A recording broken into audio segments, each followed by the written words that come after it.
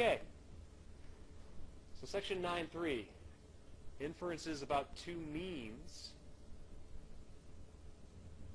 And here's the deal. Today, we're going to talk about independent samples.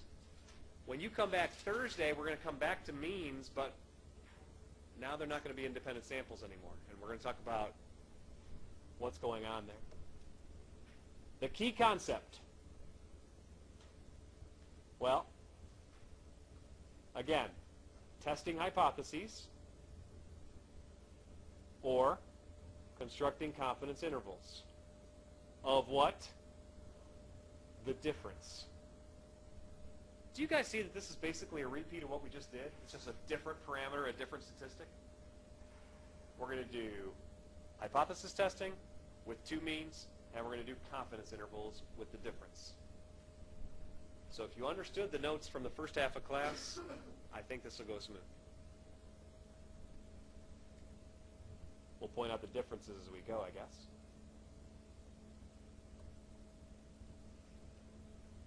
Yeah, so I want to talk about, remember at the beginning of class we all measured our pulse rates, right?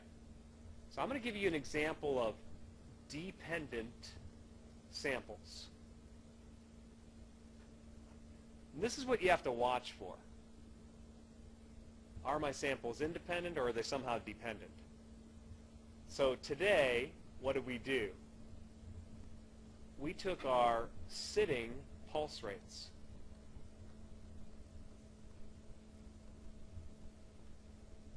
What if you come in on Thursday and I have you all come in after having run up those 2 flights of stairs and do your standing pulse rate? Well, do you think we'd have the same data or a little different?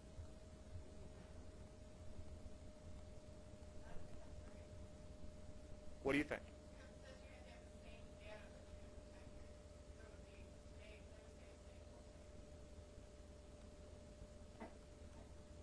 Well, okay. If you had sitting and sitting, those could be different sets of data, and they would be dependent also. But even if it was standing, I claim those would be dependent. It is 2 different measurements. I still think they would be dependent. Because here's what I would say.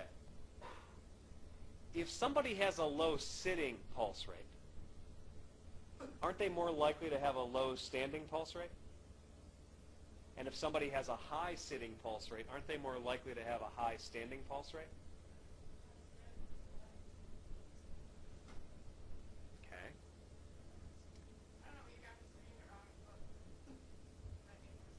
Let me see if this makes sense. Suppose somebody's sitting pulse rate is 60. Give me an example of what their standing pulse rate might be. 70? Okay. Suppose somebody else's sitting pulse rate is 95. What might their standing pulse rate be?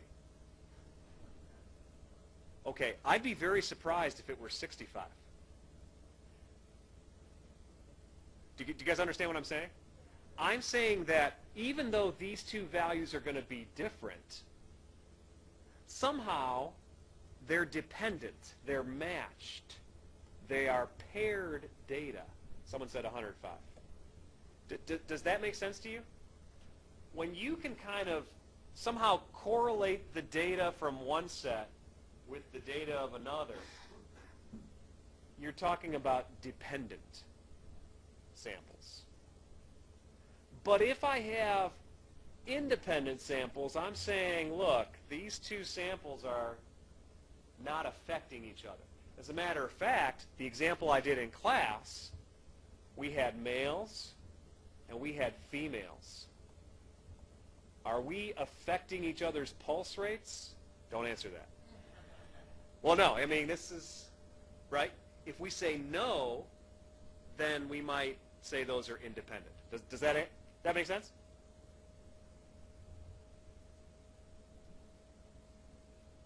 But Kate, I guess to answer your question one more time, if you took the same measurement on 2 different days, that is a great example of dependent data sets. if there's a relationship where they're going to, basically if I know one data set, I have an idea about the other one, that's going to be dependent. Okay? Now, requirements for doing what's in this section, I want to fly through this because this is a little boring. Yeah, okay, forget that one. Well, we want the two samples to be independent, simple, random samples. I already said that.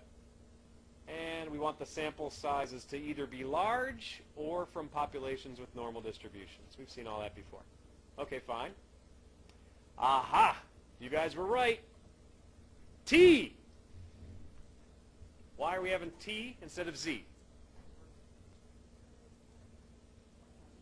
We're talking about means instead of proportions, right?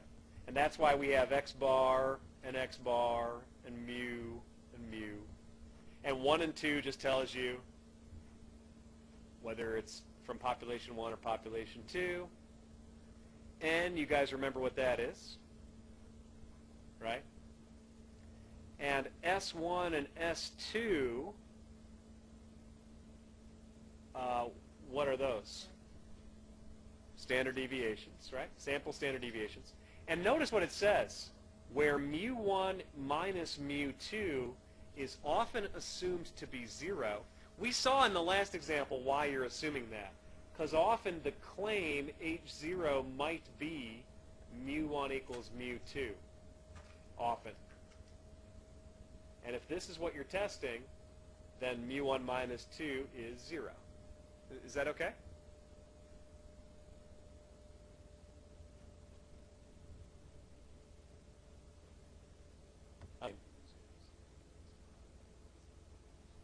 Here, I know you didn't want me to do this, but I'm going to do it because I think it's an example that's sitting pretty. On the board, we have a claim. What's the claim on the board up front? The claim was that men's pulse rate is less than female pulse rate, right? I said, oh, wait a minute, that's going to be H1. What's H0 going to be? That they're equal. Now, if they're equal, guess what's going to happen when I compute the test statistic? What's this going to be right here? This piece right here is just going to be a big 0. So you won't even need it. That's what this is saying.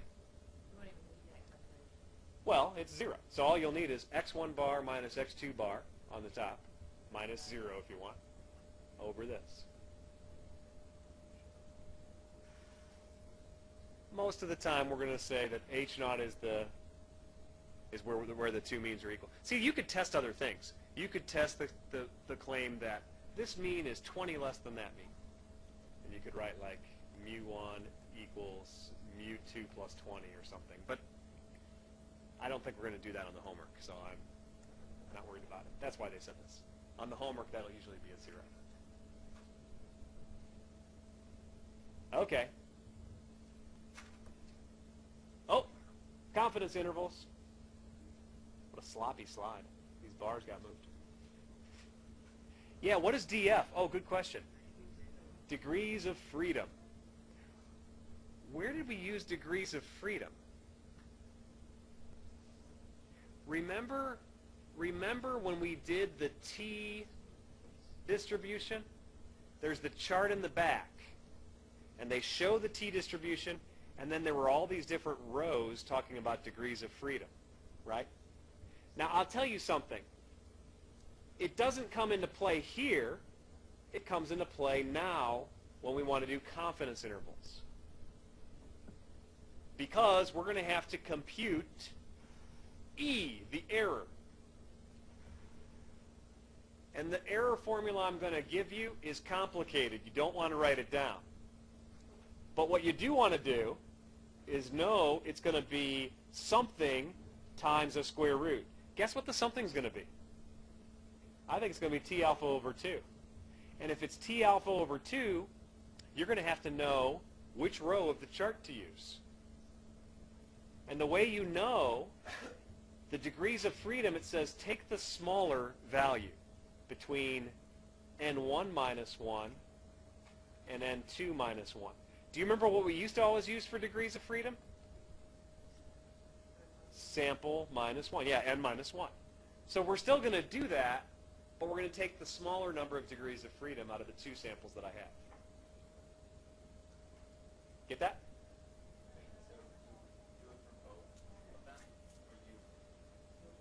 Well, you only need to compute 1 T alpha over 2. So, you know, no, we want to use the smaller value. We need an example. I have to do a homework problem with you, and then we'll get it. Anything else I need to say here? Oh yeah, here's that ugly formula.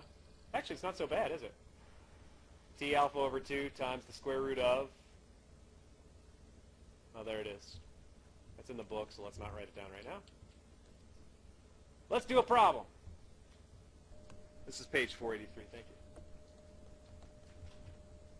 And if I finish 13, I think I'll do 14 if we have time. Okay.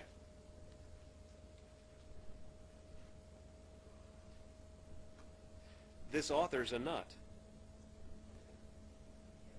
Look what he did. He took checks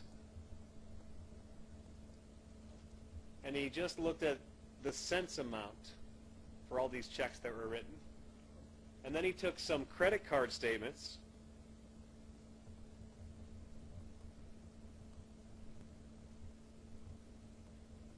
and he just looked at the cents amount on the credit card charges. So like, you know, if you were charged $42.91 on a credit card bill for something, he took 0.91.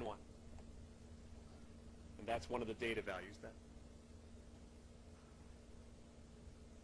Now, by the way, do you think that these 2 data sets would look the same, or do you think there'd be some differences? Let's talk about that for a minute.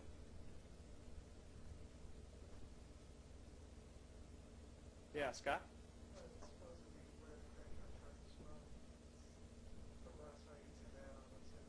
Yeah. People like to even things out sometimes, right? You know, sometimes if you're writing someone a check, I mean, you might just write, hey, $25, right? So yeah, you might wonder, does that happen more often with checks or more often with credit cards, and how would that affect the data, right? Go ahead, Scott.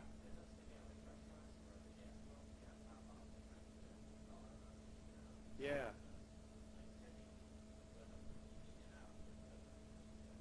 Right.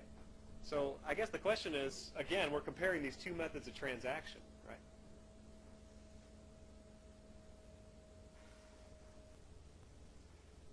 Okay, it says the cents portions of the checks have a mean of 23.8 cents. Now, by the way, he took 100 checks, so N1 is 100. He took 100 credit card charges. N2 is 100. Wasn't that nice of him to do 100? Because then when you want to, for example, if we wanted to talk about the proportions, we'd already have it, right? Because it's out of 100. The mean for the checks was 23.8 cents. X1 bar, 23.8 cents. Oh, and the standard deviation, S1 was 32.0 cents. The cents portion of the credit card charges have a mean of 47.6 cents. Okay. And S2 is 33.5. Huh.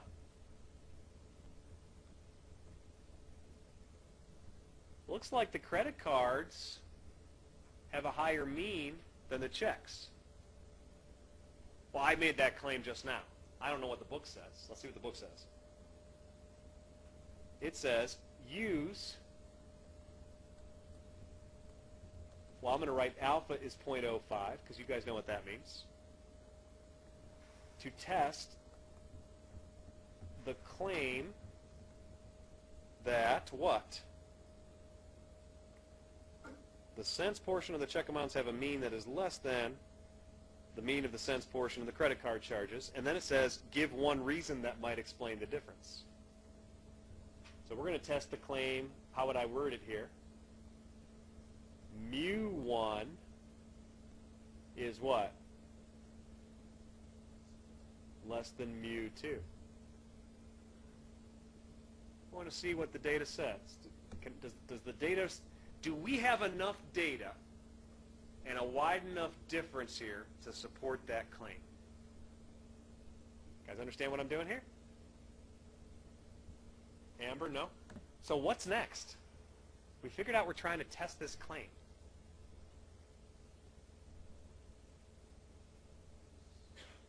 You don't really test that claim. You test H naught, right? What would H naught be? Well, this doesn't have equals. So what can we make this one? H1. What do you do if it does have equals? Well, then you kind of worry about the complement, and we've seen that before. Okay, but H naught here is going to be mu1 what? Equals mu2. Right? It's what? Well, yeah, I mean, we try to reject it, yeah. We try to reject the claim that mu1 equals mu2. And then if we reject that claim, if we reject the null, we'll have supported and verified mu1 is less than mu2. Okay? Now let's see, how are we going to reject that claim? We need a test statistic, right? So what's the test statistic going to be? Yeah, now we just had it on the previous page. Boink, boink, boink. There it is. T equals, there it is, this crazy thing. Can I possibly remember that? We'll try it. If not, it's on your card. T equals x1 bar minus x2 bar was the beginning of it. And then it was minus, what am I going to put in here? That's 0. Because that's mu1 bar minus mu2 bar. I mean mu1 minus mu2. And we're supposing that that's 0. Over, and I think it was square root of s1 squared over n1 plus s2 squared over n2. Is that what it said? Someone verified, or I'll have to go back. That's right? We'll go back and check. Hey, I remembered. S1 squared over N1, S2 squared over N2. Okay. So that's going to be the test statistic T. Would you like me to calculate all that? No. I actually can't. I haven't calculated it yet. Oh, here we go. The test statistic they got when they do 13, yeah, it must be in the back of the book. I don't have it. I have to flip to the back.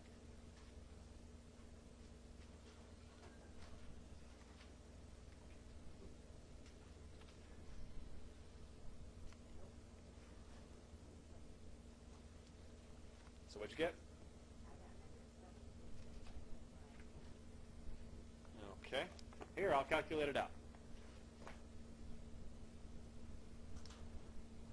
T equals, I need a calculator. X1 bar, we want to put in first.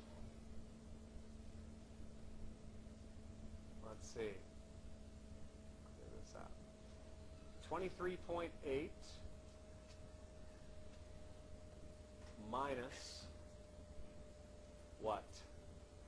47.6. So I got negative 23.8 for the difference in the means.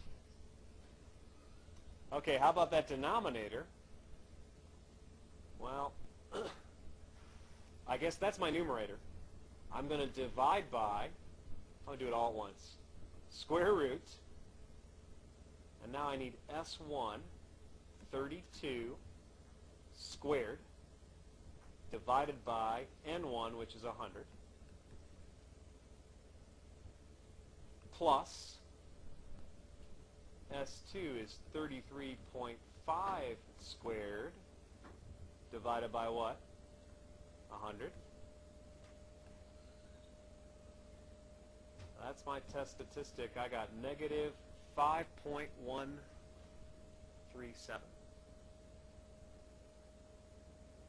Okay.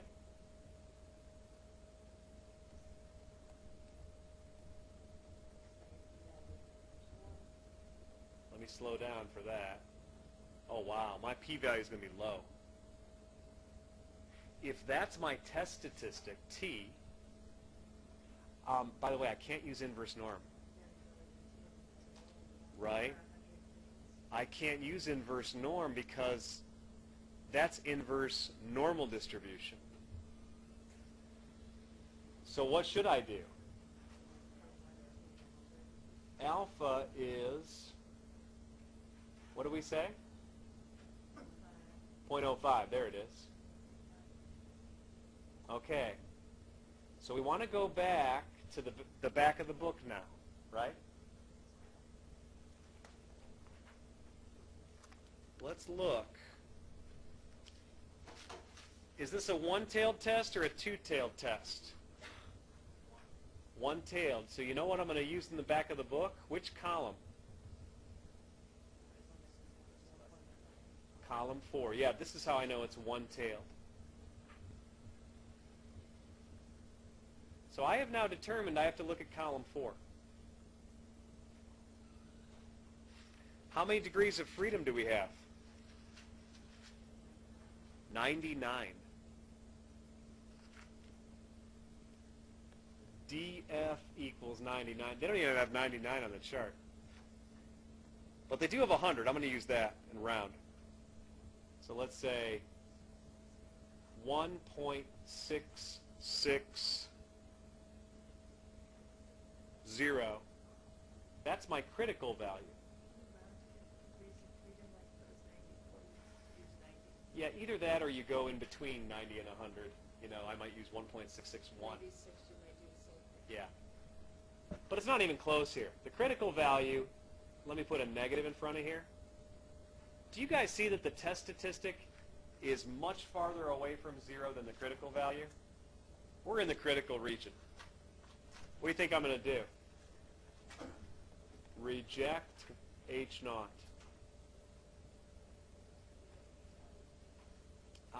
I'm going to use traditional method here instead of p-value. It's just easier. For these, it's easier to do it this way. We did like we did the other way. Right. So here you would use normal CDF,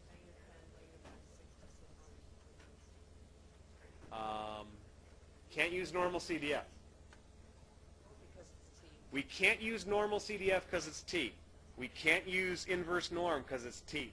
You really have to use this chart for the section on means. Means, because we're in the section on means. That's right.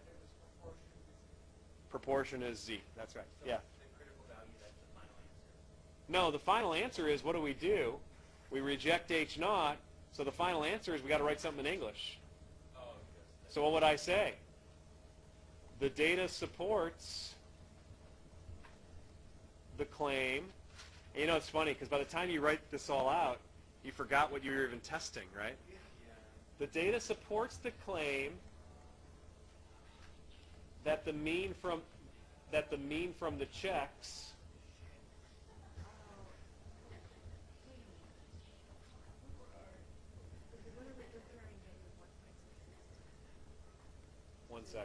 One second. That the mean from the checks is less than the mean